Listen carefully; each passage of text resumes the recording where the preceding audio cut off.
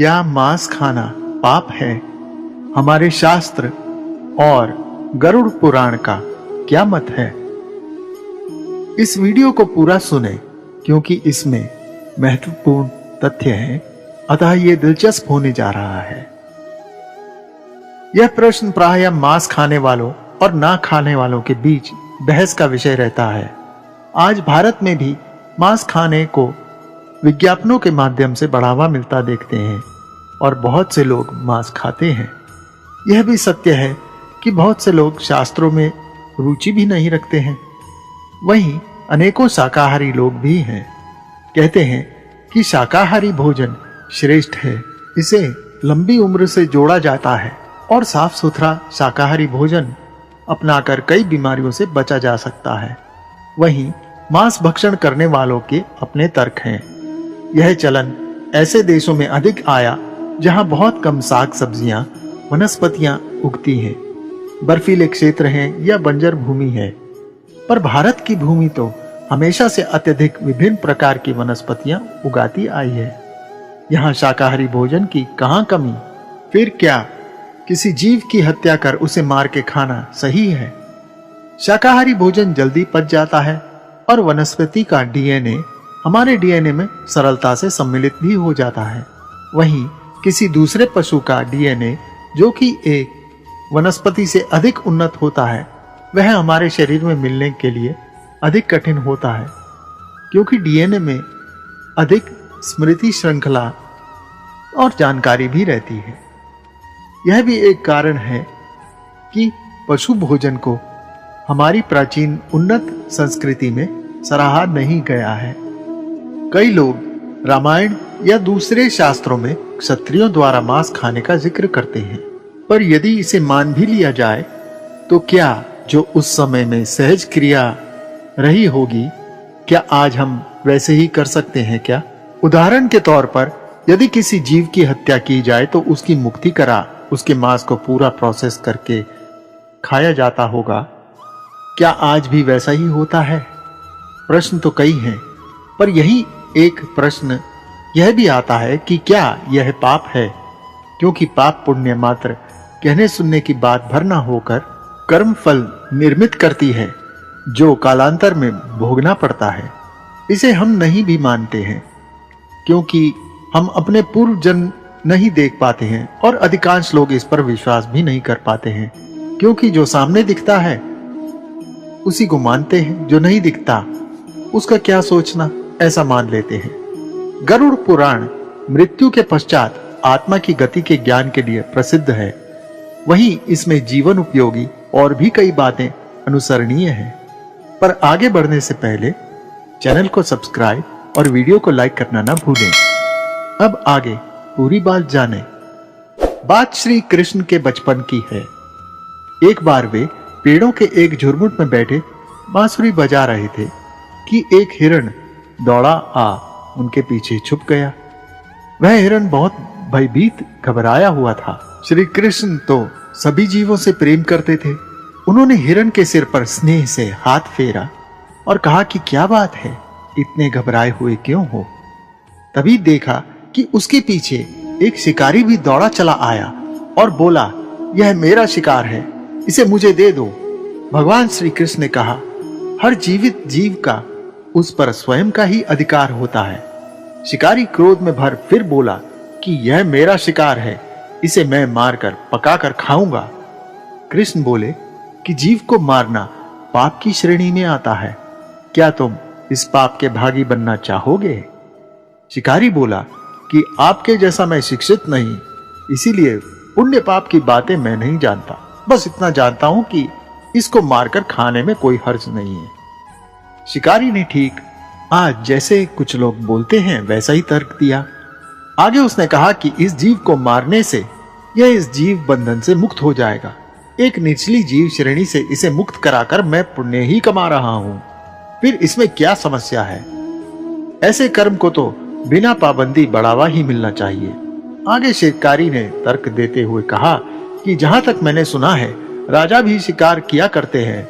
फिर आप ही बताइए कि क्यों यह मांसाहार गलत है, क्यों यह पाप है? श्री कृष्ण समझ गए कि इसकी बुद्धि मांस खाने के कारण तामसिक हो चुकी है और यह कोई तर्क नहीं समझेगा। उन्होंने कहा कि कोई तर्क सुनने से पहले तुम्हें मैं एक कथा सुनाता हूं। इस छोटी सी कथा सुन तुम स्वयं निर्णय लेना कि मांस खाना है या नहीं, यह पाप है या नहीं। शिकारी ने सोचा कि चलो वन में शिकार के पीछे भागता थक भी गया हूं, थोड़ा विश्राम और साथ मनोरंजन भी हो जाएगा, फिर यह हिरण भी मिल जाएगा तो इसे पका के खा लूंगा। अतः कथा सुनने में क्या जाता है।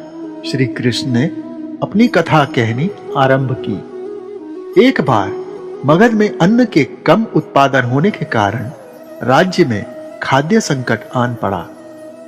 राजा ने सोचा कि यदि जल्द ही इसका समाधान न किया गया तो यह संकट भारी पड़ जाएगा।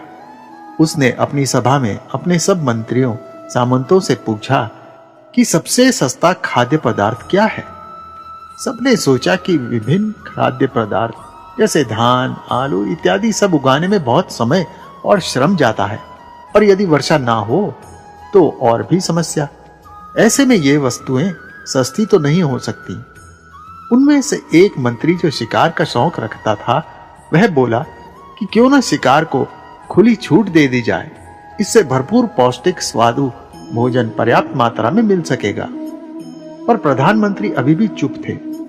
राजा के प्रधानमंत्री का मत पूछने पर प्रधानमंत्री बोले कि मैं यह नहीं मानता कि मांसाहार सबसे सस्ता है, पर फिर भी मैं इस विषय पर अपनी बात कल रखूंगा। प्रधानमंत्री उसी रात मांसाहार का प्रस्ताव रखने वाले सामंत के घर पहुंचे। प्रधानमंत्री को अचानक इतनी देर रात अपने घर आया देख किसी अनिष्ट की शंका से सामंत डर गया। डरते कांपते सामंत ने प्रधानमंत्री से आने का प्रयोजन पूछा। प्रधानमंत्री ने कहा कि संध्या को राजा बहुत बीमार पड़ गए हैं, उनकी हालत बहुत खराब है। राजवैद्य ने कहा कि यदि किसी बलिष्ठ देह का 2 तोला मांस मिल जाए तो उनके प्राण बचाए जा सकते हैं। आप महाराज के सबसे विश्वास पात्र हैं, इसके लिए आप कोई भी मूल्य ले लें। आप चाहें तो मैं आपको 1 लाख स्वर्ण मुद्राएं भी दे सकता हूँ। इसके अतिरिक्त आपको कोई जागीर भी दे सकता हूँ। अपनी इच्छा कहें, मैं बस कटार से आपके हृदय को चीर कर 2 तोला मांस निकाल लूंगा। यह शब्द सुन सामंत का चेहरा फीका पड़ गया।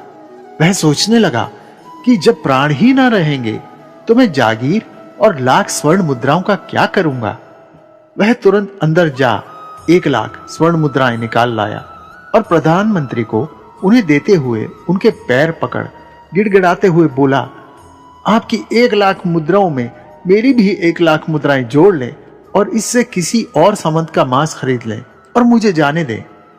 साथ ही सामंत ने आग्रह भी किया कि यह बात किसी और को न पता चले। प्रधानमंत्री उसकी बात समझ गए, पर उसको कुछ और मानसिक पीड़ा देने के उद्देश्य से बोले कि आपकी कदकाठी और बलिष्ठ देह हमारे राजा से मिलती है और इसीलिए राजवैद्य ने खास आपका नाम सुझाया। आप हमारे अच्छे राजा की जान बचा सकते हैं।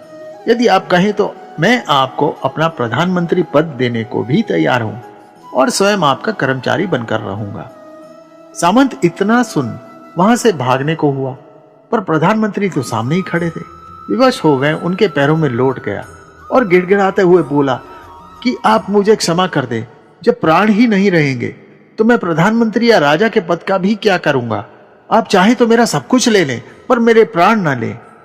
मैं अपना भवन और धन सब आपको सौंपता हूं। इतना कह वे वहां से भाग खड़ा हुआ।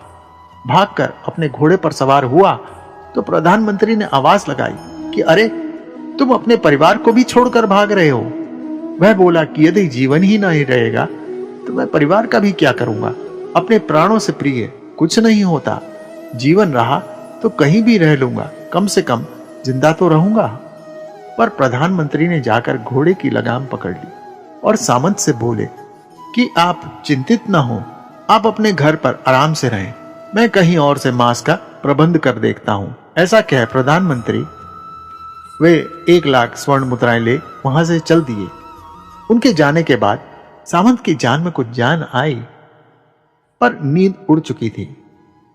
उधर प्रधानमंत्री बारी बारी से सभी सामंतों के यहां गए कि हृदय का 2 तोला मांस दे दो।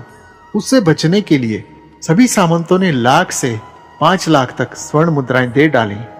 प्रधानमंत्री ने एक ही रात्रि में करोड़ स्वर्ण मुद्राएं जमा कर ली, फिर अपने महल में पहुंच गया। अगले दिन सुबह सभी सामंत समय से पहले ही राजसभा में पहुंच गए। सभी जानने को उत्सुक थे कि महाराज कैसे हैं और एक दूसरे की ओर देख तो रहे थे पर चुप थे। कोई भी राज नहीं खोलना चाहता था। सब राजवैद्य की प्रतीक्षा में थे कि उनसे ही बात का पता चलेगा। प्रधानमंत्री ने भी सैनिकों द्वारपालों को निर्देश दे रखा था कि जब तक महाराज सभा में न आ जाएं, किसी भी सामंत को महल से बाहर न जाने दिया जाए।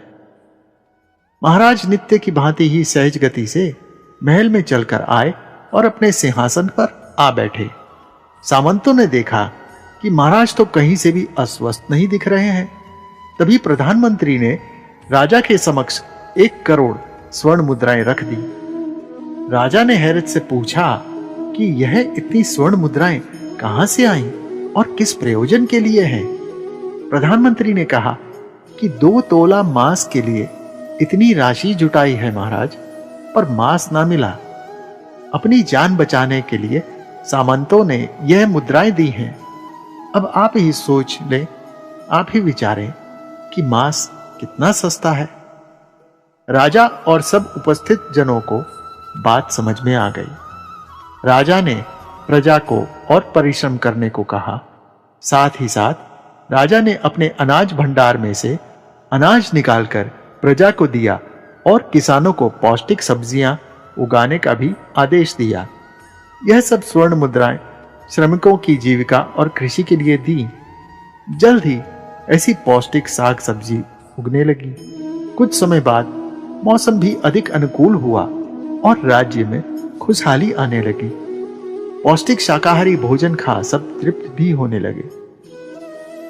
श्री कृष्ण ने इस कथा के माध्यम से यह समझाया कि जिस प्रकार हमें अपने प्राण प्रिय हैं, उसी प्रकार सब जीवों को अपने प्राण प्रिय होते हैं। अपने हृदय से दूसरे के हृदय की पीड़ा समझनी चाहिए।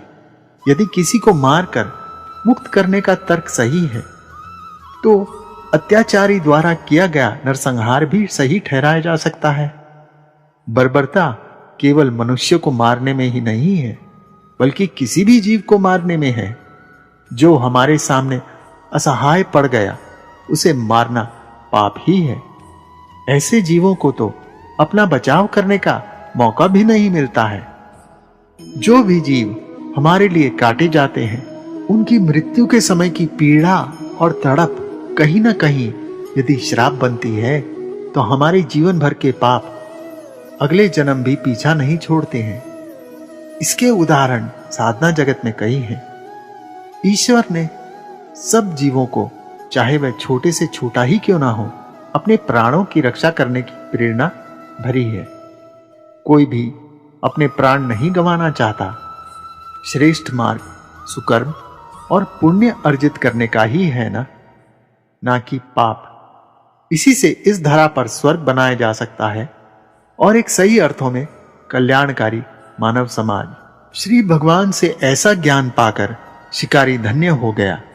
उसकी आंखें खुल चुकी थी। उसके हृदय में ज्ञान के माध्यम से बोध हुआ और जीवों के प्रति दया का भाव जागा। अब वह जान चुका था कि महानता जीवन लेने में नहीं, देने में है। उसने वही भगवान के समक्ष प्रतिज्ञा की कि अब वह जीवन में किसी प्राणी को कष्ट नहीं पहुंचाएगा। आशा है आपको भगवान श्री कृष्ण का यह वृतांत पसंद आया होगा। कृपया कमेंट और लाइक करना न भूलें।